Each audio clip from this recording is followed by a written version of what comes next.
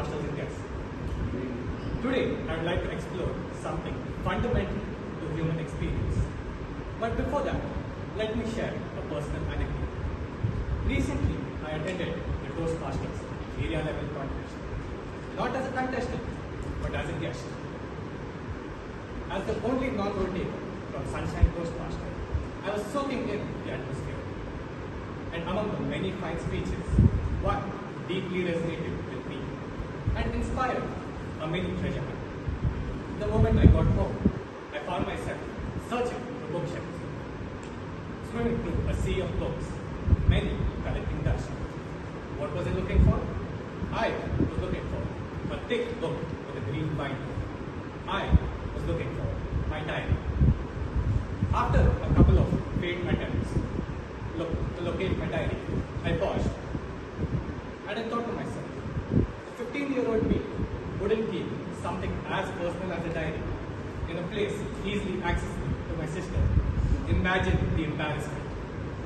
And then it hit me. I'd hidden it well. You see, there's a secret compartment behind the mirror in my room, tucked away behind all the clutter that has accumulated over the years.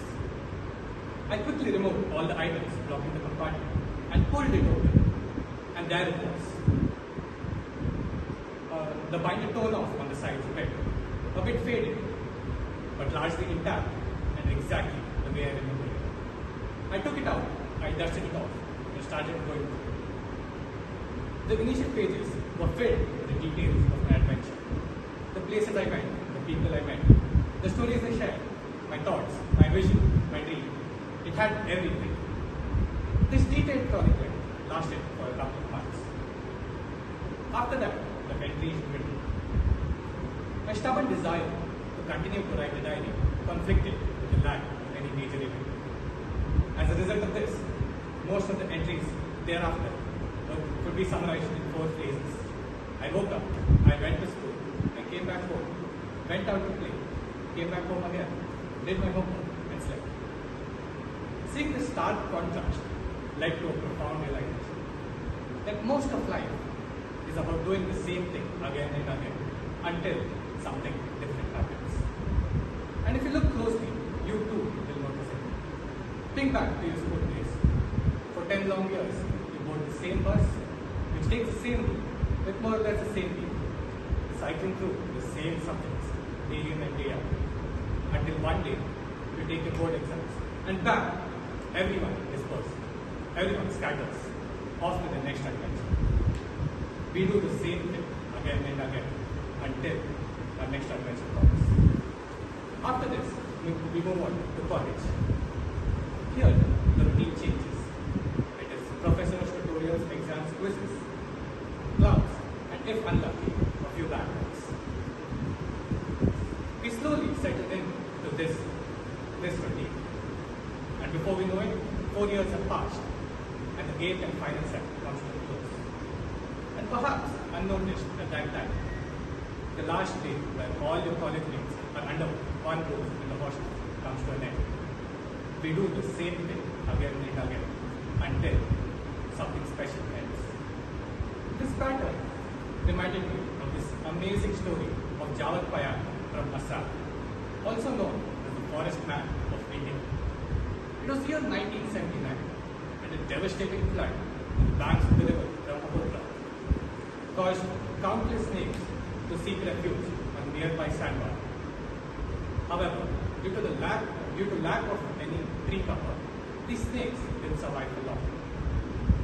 This image had a deep impact on Jawad. He thought to himself, if this is the plight of snakes, one day humans too will suffer this. So determined to solve this problem, he approached the local forest authorities. But the authority told him that it is a barren land and is unfit for cultivation. They told him not to waste their precious time and resources and suggested he himself undertake the task of planting trees. So he did just that. Every year during monsoon, he would go to this barren land and plant saplings. Day after day, year after year, he would nurture these plants and tend to them.